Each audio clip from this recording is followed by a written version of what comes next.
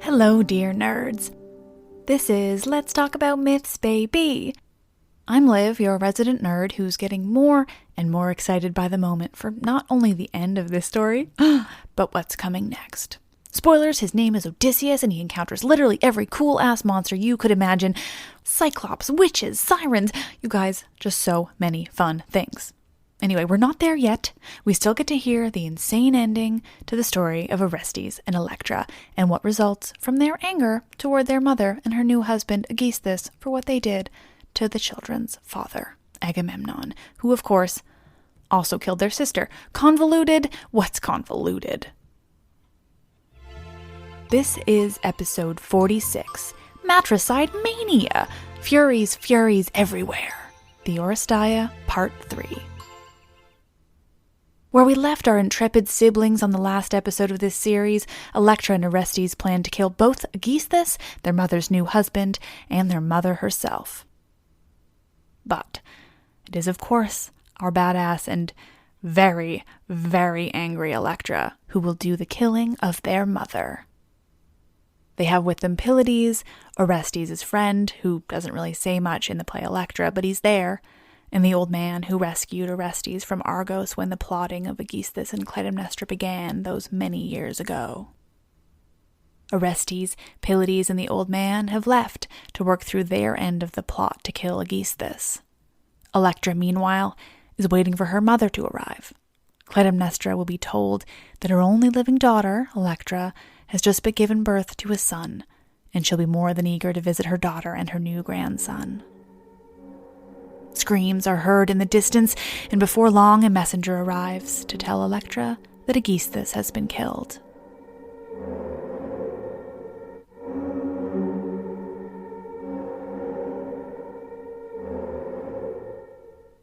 Aegisthus has been killed. Electra is flooded with relief that her brother has succeeded and is not the one that was heard screaming from within the palace those moments ago. But also, she's curious. She asks the messenger who's brought her this news, how did her brother succeed in killing Aegisthus? We met him on the road, as planned, the messenger tells Electra. He was picking myrtle, and he noticed us driving up in our chariot. He asked us who we were and what we were doing on the road. Orestes told him we were from Thessaly and on our way to sacrifice to Zeus. Aegisthus stopped us. He asked us to feast with him, and that he would himself be sacrificing an ox to the nymphs that very day. He told us he wouldn't take no for an answer, and so he brought us to the palace, the messenger describes to Electra. In the palace, the guards stopped their guarding of Aegisthus, and instead began the preparations for the sacrifice. Aegisthus then begins speaking to the nymphs who would soon receive the sacrifice. He asks them for protection for him and Clytemnestra, and that their enemies find the opposite. Have I mentioned that I love Euripides? What beautifully crafted drama. Imagine being in the audience and watching this story unfold, hearing about this man about to sacrifice to the gods, honoring them in the best way he can, and here he is, in front of the man who's about to kill him, asking for protection and doom for his enemies. His enemies being the man who's about to kill him, and his sister, who's hearing the story. But I digress, because I love Euripides. I have a guest star again. It's been a while since he's been on the podcast. Lupin, do you want to say hello?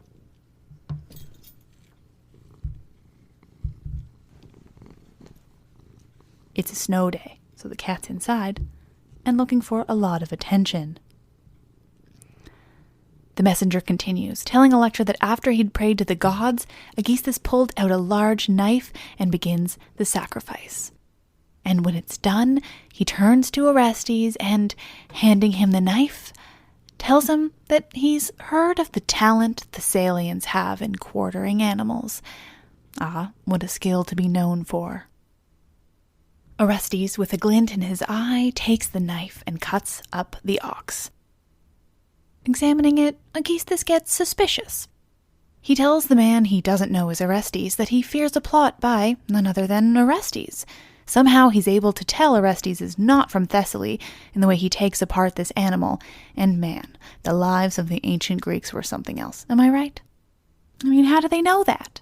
And just FYI, I am leaving out a lot of details when it comes to the cutting up of this animal. Like, no holds barred for Euripides when it comes to this shit. But Orestes powers through, not taking the bait and continuing to prepare the animal for the sacrifice. Aegisthus, still uncertain, bends down to examine the entrails. Seriously, what is this life?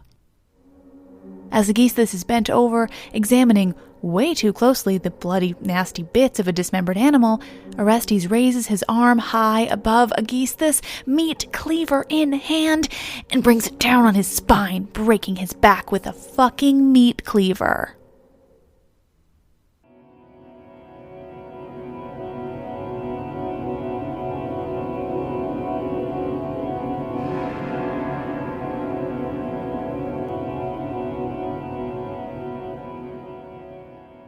This bloody, horrific death of Aegisthus raises some suspicions of the palace servants, the messenger tells Electra in a much more dramatic way than I just did. But Orestes thinks quickly, and he tells the servants who he is. He calls on them to think of his father, who they served for years, and not to kill his son. One of the servants, who has been with the family many, many years, recognizes Orestes, and they quickly side with him. Aegisthus is not a popular leader, it would seem. And so the messenger tells Electra Orestes has succeeded, and in fact, he's on his way here now. He's not holding a Gorgon's head in triumph. No, it's something far more satisfying.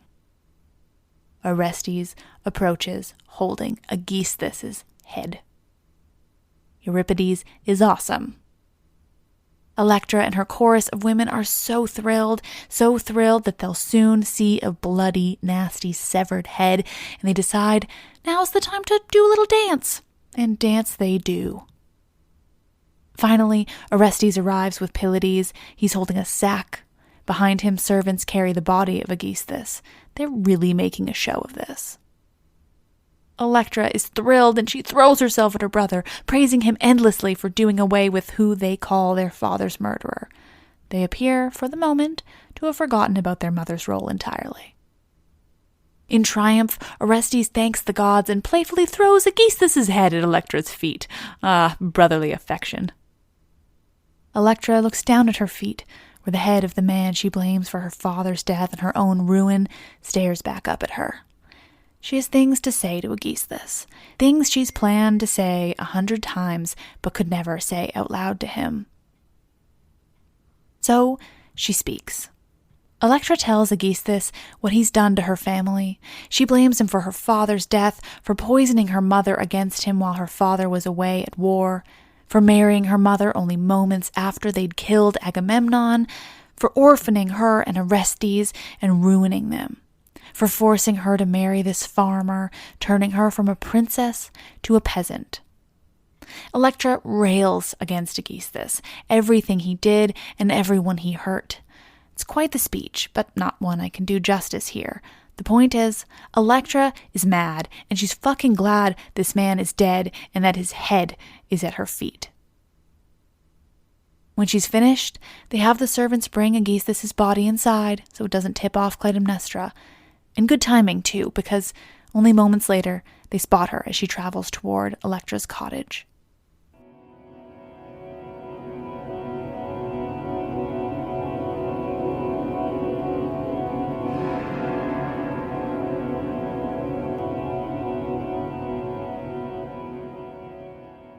As Electra and Orestes watch their mother approach, Orestes gets cold feet. How can I kill my mother, the woman who raised me? Orestes asks Electra. She tells him he can do it, just as she killed their father. Orestes, though, is still unsure. He calls out in anger that the oracles instructed him to do this in the first place. What was Apollo thinking? But Electra perseveres. She's not troubled by the idea at all, and somehow it's transformed that Orestes will do it, even though she was so sure about herself earlier. She wants her mother dead, and he's going to do it. Electra reassures her brother, telling him that Apollo told him to do it, so surely it's the right thing to do. She reminds him that their mother killed their father, that she betrayed him with Aegisthus and betrayed her children in her decisions. Electra is fucking pissed, and she's not budging on the whole matricide issue. Orestes, though, is thinking about the consequences. If he kills his mother, he'll be banished. But if he doesn't, Electra tells him, he'll be guilty of disobeying the gods. Orestes questions everything. Is it enough that he was instructed by Apollo's oracle to kill his mother? Does that make it all right? But it's clear now, Orestes isn't in charge of this plan. He started it, sure. He showed up with the grand plan to kill them both and be done with it. But it's Electra, though, who's far more certain of herself. She takes charge, and she doesn't let Orestes back out of this plan.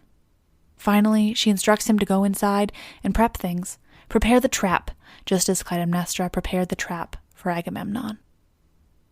And so, once again, Euripides makes it clear why I choose his version of many stories in the ancient Greek canon. Electra may be a dark soul here, ruined by the tragedy in her life. She may be hell-bent on having her own mother killed, no matter the consequences.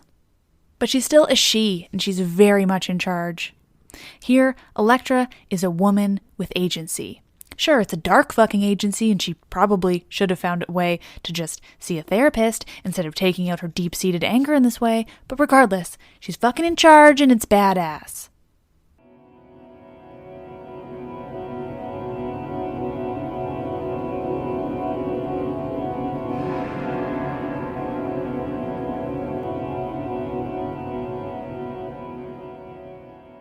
Clytemnestra arrives at Electra's cottage, her daughter still waiting outside to greet her mother who she hasn't seen in so long, since Electra was essentially ostracized by Aegisthus.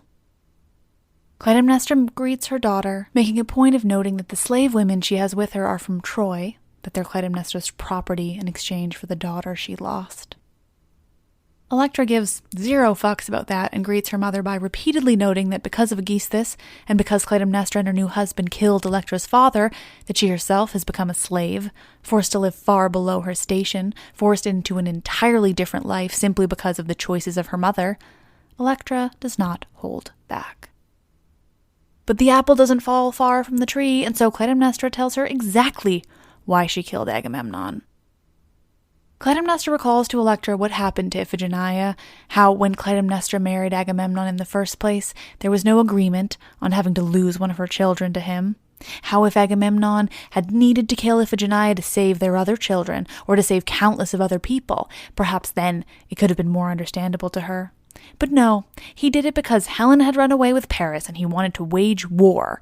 There was no righteous reason to have her daughter killed.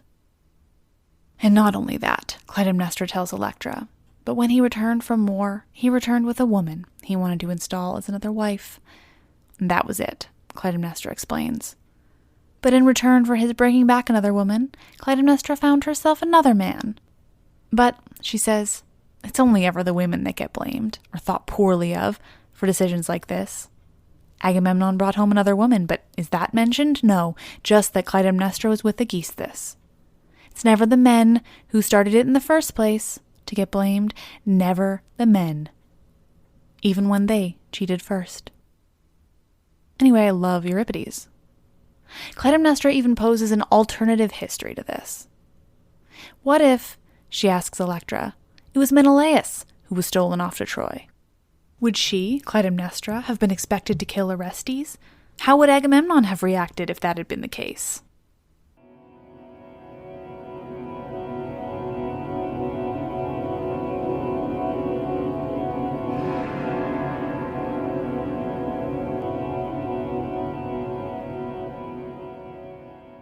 So Clytemnestra makes her case that had Agamemnon not killed Iphigenia, had he not brought Cassandra back with him to act as his concubine wife, she would have had no reason to kill him. And with that, she tells Electra to speak freely, to tell her why it wasn't just that Clytemnestra murdered Electra's father. And Electra does. She also makes some less than ideal points from a feminism perspective. Electra tells her mother from the moment Agamemnon left for Troy, she was doing things she shouldn't, making herself look as beautiful as she could, acting as though her husband wasn't away from war. Not great, Electra, but you're mad, we get it. Electra does rightly point out to Clytemnestra that regardless of what Agamemnon did to deserve death, did Orestes and Electra deserve exile?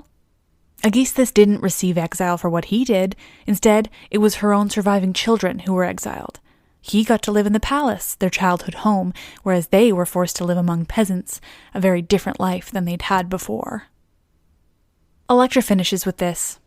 If the murder of my father was justice for the murder of my sister, then the murder of you, Clytemnestra, by me and Orestes, is justice for the murder of your husband. Clytemnestra tries to show remorse for what she did, tries to suggest that Electra can be let back into the fold, that Aegisthus will no longer treat her as he did. But of course, that's not enough. Finally, they get to the reason Clytemnestra believes she's been brought here, to sacrifice in celebration of Electra's new child being 10 days old. Electra welcomes her mother into her home.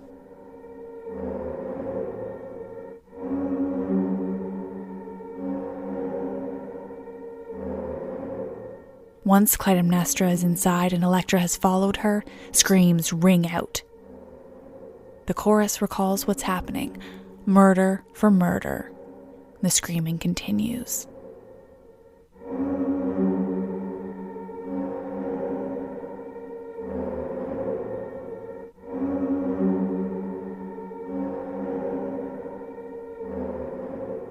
Finally, Orestes and Electra come out of the cottage. They're covered in their mother's blood. And the siblings immediately regret what they've done. What follows is an ode, spoken in strophes and antistrophes. Orestes to Electra, them both to the chorus to them. It's written to be poetic, almost like a song. As Electra and Orestes look at what they've done, they think about their mother when she was that, their mother, the one that they loved. The chorus asks them to think about how they were able to do it, how they were able to kill their own mother. The play doesn't side with anyone. There's no right answer, no one who's righteous here. It's just death, murder, family members killing family members.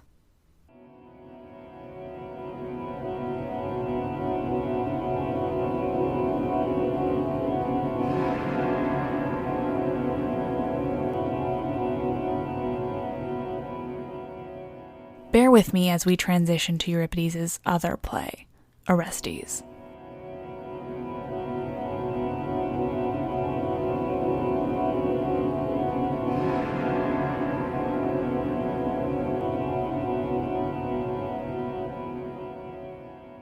The fate of Electra and Orestes is theirs because of this curse, the curse on the house of Atreus.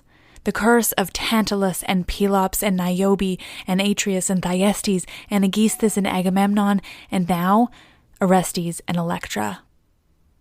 There's just no way to escape that family unscathed. It's been 6 days since Orestes, with the help of Electra, killed their mother, Clytemnestra. 6 days, and Orestes is now bedridden with a horrible illness brought on by the Furies, the Erinyes, or, when the humans are trying to get on their good side, they call them the Eumenides, the kindly ones. When he's lucid, Orestes cries and cries for what they've done, and when he's not, he's struck with madness, running around as though he has no idea what's going on. Electra explains that due to their matricide, the people of Argos have been instructed not to harbor them in any way, and so for now, they're outcasts, still within their city, still within the palace, but that may not last much longer. The city is to take a vote on whether the pair will be stoned to death. But there's some hope, Electra explains to the audience, having given them a rundown of where things stand. Menelaus has returned and hopes to help the siblings.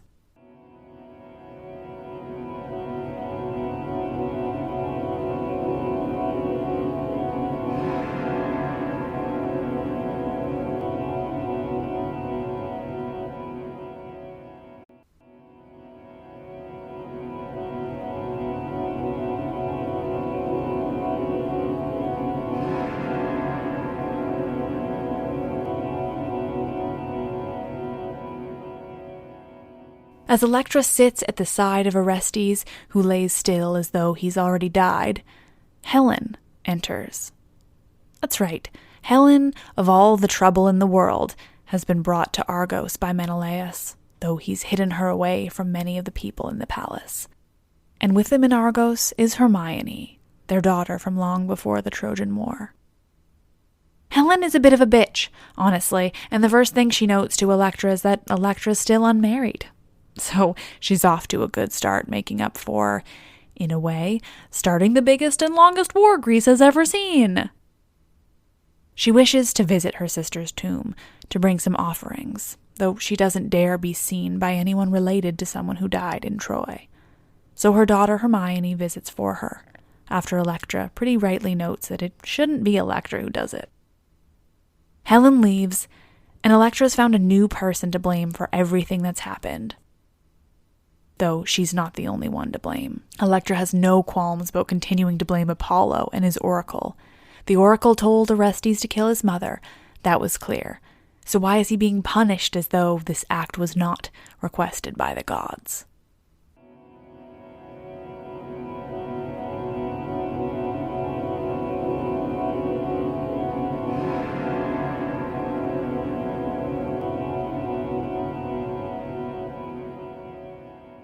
Orestes wakes up, and for a moment he's sane. Electra explains to him that Menelaus has arrived. With any luck he can help them, though he's brought with them Helen. Oh, how they hate Helen. Not only is she the one blamed for the war itself, but she's Clytemnestra's sister, and nothing good can come from that. But it isn't long before Orestes' madness, brought on by the Furies, comes back. He calls out as if they're attacking him right there, eyes of blood, hair of snakes. The women hound him, brought on by Apollo, and as punishment for his matricide. The madness of Orestes in this play would have been incredible to watch live. Not only does he swat away invisible Furies in these fits, but he believes he's been given a bow and arrow from Apollo himself, gifted specifically to ward off the Furies. Alone with Electra, Orestes fits an arrow in his invisible bow, pulls back, and lets loose at the Furies that are only there in his mind. All the while speaking of them and the oracle that brought him to this place to begin with. When Orestes comes to, he sees Electra there crying. He tries to reassure her that this is not her fault, that it is his, and it is Apollo and the oracle's fault that their mother is dead. Yet, as we just heard in the first half of this episode, it's very easy to argue that it's Electra's fault. Orestes questioned whether he should, or whether he even wanted, to kill his mother, but she pushed on. Electra pushed him to kill their mother. But the earlier play is called Electra, and this one is called Orestes, and therein lies the difference. It's fascinating what Euripides was doing with these two plays. They're vastly different in tone and the way they're put together. For the zillionth time, I'd highly recommend you read them both. I can tell you the stories, but I can only tell you so much about the brilliance that was Euripides.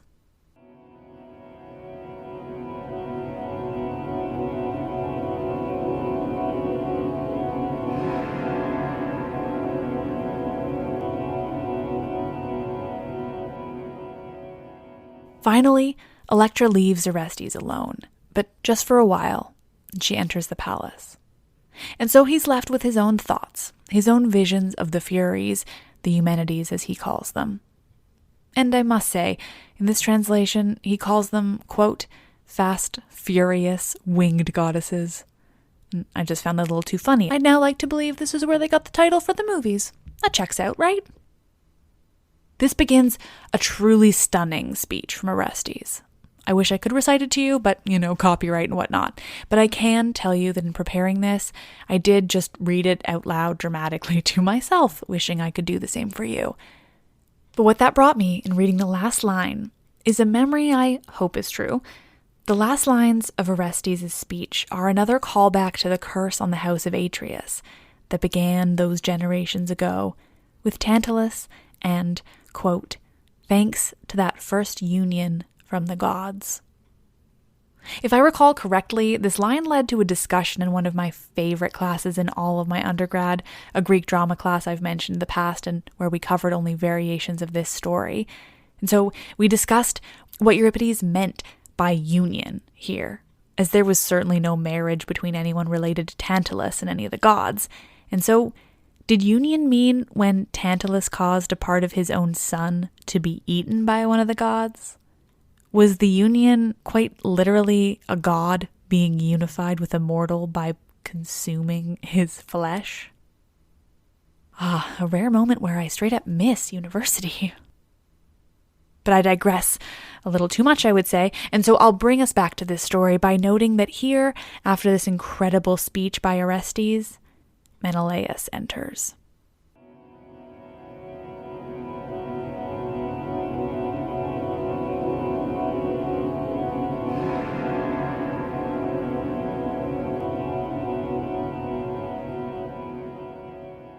Menelaus enters and asks the chorus of women where he might find his nephew, Orestes.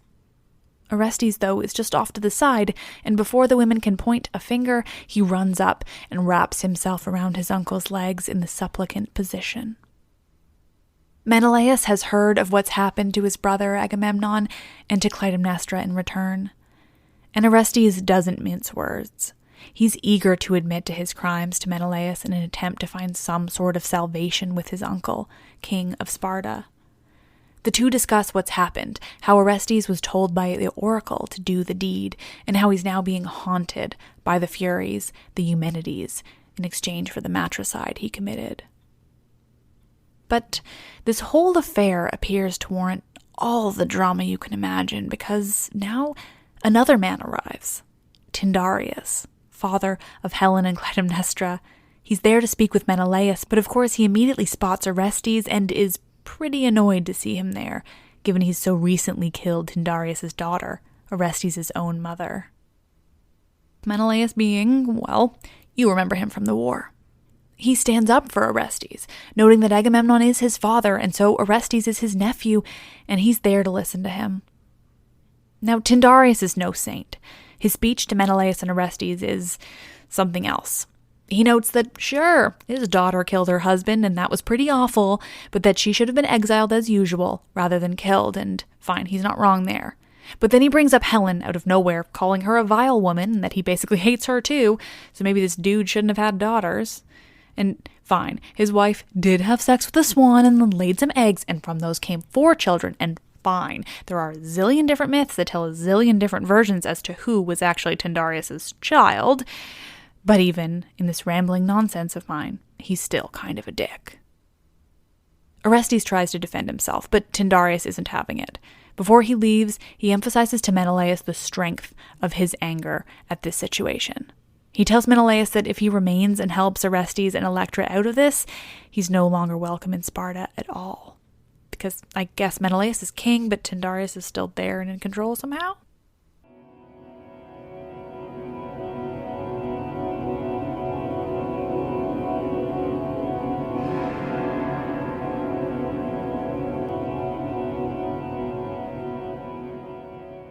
Menelaus obviously is pretty concerned by this development, but still, he lets Orestes make his point. Orestes then explains that he doesn't want anything from Menelaus that wasn't already given to him. What Orestes wants is simply repayment for what Agamemnon gave to Menelaus all those years ago. When Menelaus' wife ran off with Paris, Orestes points out, his father Agamemnon came to his aid without question. And, Orestes specifies, what he needs in return from Menelaus won't take 10 years, nor does it require him to sacrifice his daughter, Hermione. All Orestes wants from Menelaus in return for what Agamemnon did for him is protection. Brief protection for Orestes and Electra. Seems like a damn fine exchange for me. I'll also point out just how blunt Orestes is when he notes Menelaus doesn't need to sacrifice Hermione. In this translation, he essentially says, yeah, and you remember how my father killed my sister for good wind, for your war? I'll let you have that. You don't need to sacrifice your own daughter in exchange. Anyway, it's great, and Orestes is being pretty awesome here. Menelaus' response, though, is disappointing. He claims to Orestes that he doesn't have the military might just now. He can't defeat the Argives that would surely go up against him. That if he's to help, he must find a way to use cunning rather than power. Which, means basically nothing right now when Orestes and Electra are facing death. And with that, Menelaus leaves. And Orestes is pissed.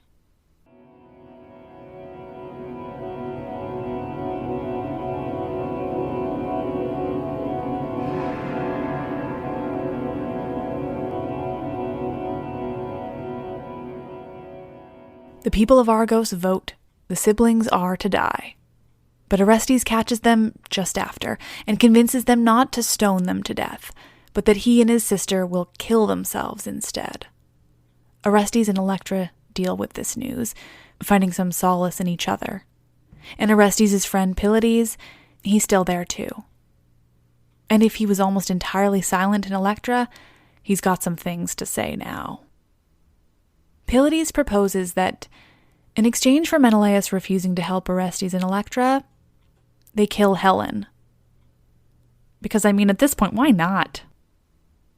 Pylades proposes that they kill Helen not only to punish Menelaus, but also to redeem themselves in the eyes of the Argives and the Greeks more broadly. Is there a more hated woman in all of Greece? The plan would be this. Electra, Orestes, and Pylades would go into the palace intending to kill themselves as they agreed to.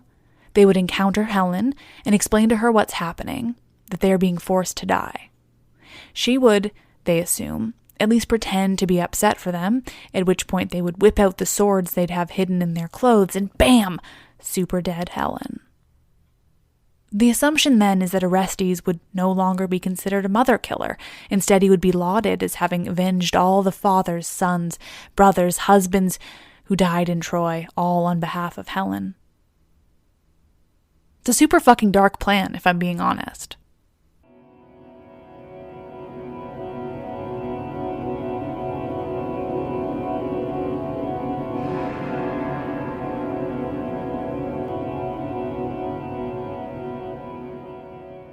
Electra, while not totally against Pylades' super fucking dark plan, has an addition she believes will keep them all alive. She explains to Orestes and Pylades that Hermione, Menelaus and Helen's daughter, is at Clytemnestra's tomb at that very moment, pouring libations for her aunt on behalf of Helen herself. They must take her hostage when she returns. With Hermione as their hostage, they'll have a way out should Menelaus attempt to kill them once they've killed Helen. They'll simply threaten to kill Hermione too, Electra proposes, because everyone in this story is super fucked up. To this, Orestes tells Electra that, physically, she's as much a woman as any other, but her mind is that of a man's. Which normally I might take some offense to, but given he's telling her this because she's willing to kill with little to no necessity, I think he's kind of right. Orestes and Pylades head into the palace to prepare their part of the plan, the third murder they're about to put to their name, while Electra remains outside waiting for Hermione to return. She recruits the chorus of women to help her dividing them off so they may watch the road, both for Hermione and to warn anyone else who might be approaching, who might throw a wrench in their maniacal, murderous plan.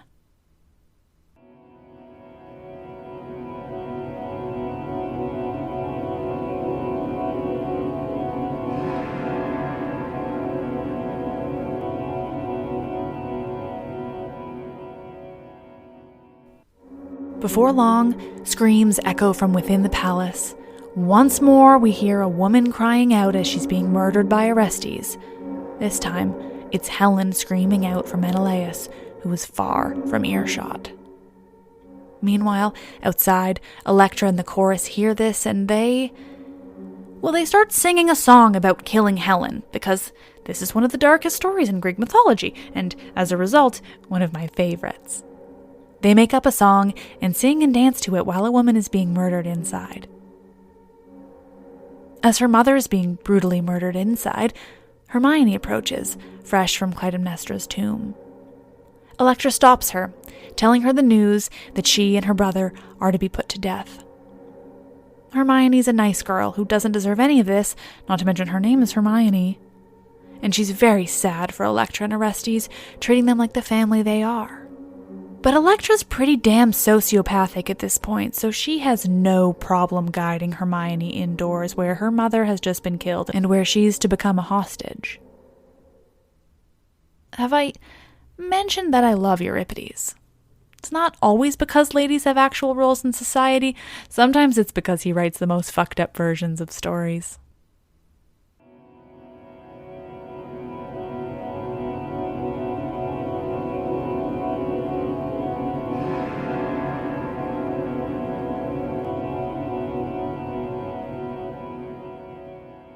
It's not long before Menelaus arrives at the palace, having heard that Orestes and Pylades have killed his wife.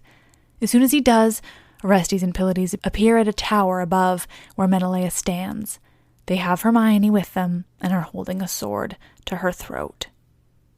Orestes calls down his terms, convince the Argives to allow Electra and I to stay in our palace and live as we always have, or else we'll kill your daughter. Definitely a totally normal conversation to be having, and definitely not insane at all. You want to stay in your home and hometown after you've killed the new king, your mother the queen, and her sister, who also, fine, happens to be the most hated woman in all of Greece. Menelaus is pretty surprised by this whole thing and doesn't really know how to handle it. First, he tries to call Orestes' bluff, noting he won't actually kill Hermione. But Orestes pushes on, and Menelaus quickly agrees he does indeed want his daughter to live. Instead, though, of trying to get Orestes what he wants, he calls out to the people of Argos. Aren't they going to come and try to save Hermione? Aren't they angry that this man wants to be able to stay in Argos after what he's done?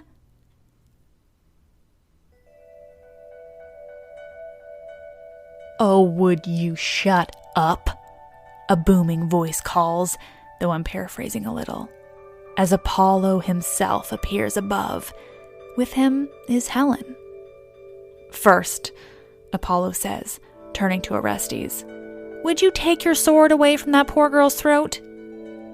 You see here, I rescued Helen, who you failed to kill after all your killing. She'll live as an immortal alongside her brothers, the twins Castor and Pollux. Polydeuces is his Greek name, but everyone knows him as Pollux, and I don't want to say the other name. You, Orestes, for all your bullshit, you will need to live for 1 year outside of Argos, and after that you must submit yourself to a trial in Athens, where the gods and the Eumenides will be the judge of you for what you've done. Hermione, who, you've just threatened to kill, she'll be your wife. Isn't that romantic? Okay, I'm really paraphrasing Apollo here, but I like to think this is how he would have handled these types of matters. He goes on. Hermione was supposed to marry Neoptolemus, or at least he thought that's what would happen. But he's going to my oracle to ask for compensation for the death of his father Achilles, and there he's going to die by the Delphic sword. That guy's a huge asshole, though, so no one will miss him. Again, paraphrasing Apollo here. And Electra, you'll marry Pylades. Unclear of what's become from your husband of the earlier play. I can't confidently say whether I missed that detail or Euripides did, but regardless, that's the plan. It was also the plan at the end of Electra, but I had to cut that part in order to make the two plays work together. Menelaus, Apollo says, turning to him. You'll need to find another wife. This one is simply too beautiful and too much trouble. You'll stay ruling Sparta, and Orestes will get to rule Argos after all his banishment and trial and such is over with. Orestes is over the moon about this. He takes back all the hate he had directed at Apollo, which was a lot, and tells him that his oracle prophecies were true and everything is just wonderful now. Menelaus says goodbye to Helen and she flies away with Apollo, and that's the end of the darkest play ever. It all ends with a happily ever after.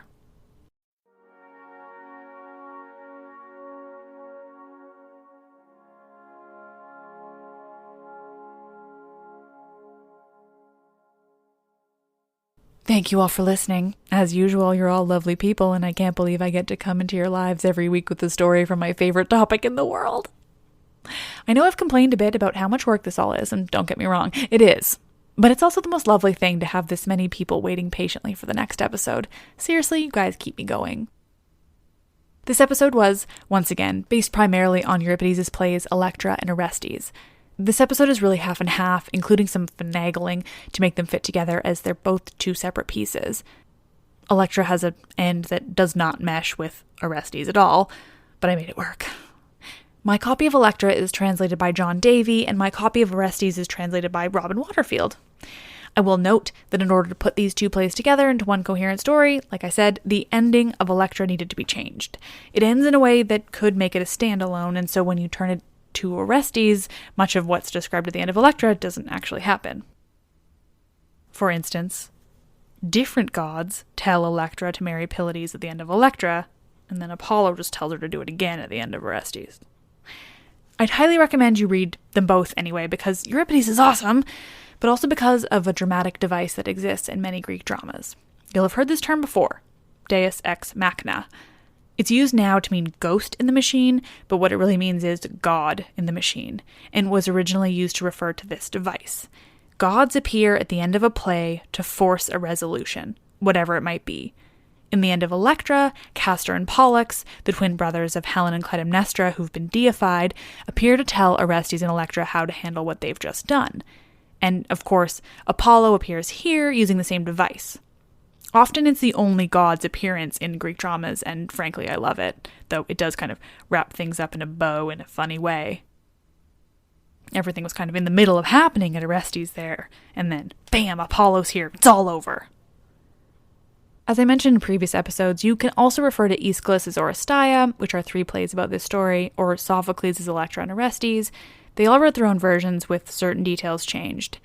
I go with Euripides because he likes women for the most part, and also he likes violence and craziness, and it's just a bit more exciting, and, well, I have to read the whole damn things just to tell you guys, so I'm going to find the fun ones. On another note, for you wonderful Patreon patrons, I have finally released another episode for the $5 and up Patreon tier. So if you donate a minimum of $5 a month, 1, thank you, and 2, there's a new episode live on the Patreon where I regale you with my trip to the ancient Acropolis. I learned so much from my visit there and to the new Acropolis Museum and all sorts of other ways, and I wanted to put that into an episode for you all so you can feel like you were there too. The episode corresponds to a page on my website where I've included pictures from the areas I talk about, with descriptions so you can see exactly what I was seeing and what I'm describing in the episode. If you just want to look at those pictures, it's mythsbaby.com/Acropolis. If you're not a patron and you're interested in hearing about this with the pictures, consider becoming one. Donating just $5 a month helps me so much, and you get access to a few extra episodes. This is also the beginning of a series. I'll also be covering the Parthenon itself in its own episode, as well as Delphi, and maybe more depending on how much content I have.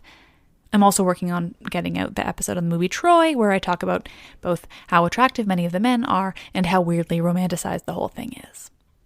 Truly, though, I love you all. Thank you so much for listening and for recommending me to your friends or to other podcast listeners in general. It's so helpful, and I'm so grateful. You're the best. I'm Liv, and I love this shit, especially when this shit has Furies.